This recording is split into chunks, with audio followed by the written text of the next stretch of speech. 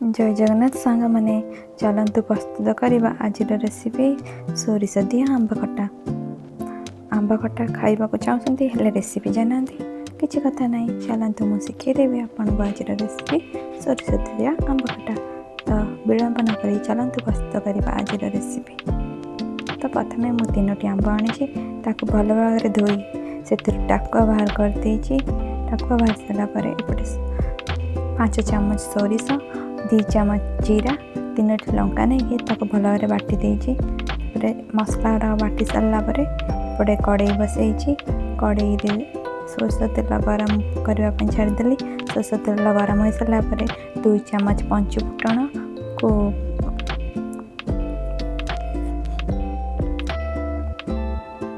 भूसंग पत्र पकई भल भाव भाजीदे।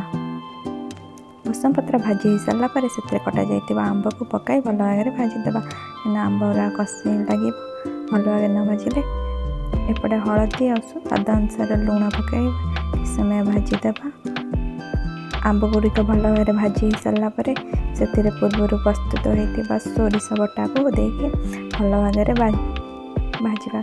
सोरिष मसला जो भाजवा ध्यान दबा बेसी समय भाजवानी ना मसलाटा पिता लगे। तापर से 5 चामच गुड़ दे भल भाव भाजीदे।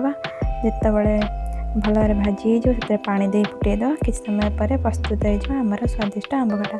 जदि रेसिपीटी भल लगी लाइक शेयर सब्सक्राइब करने को भूलें।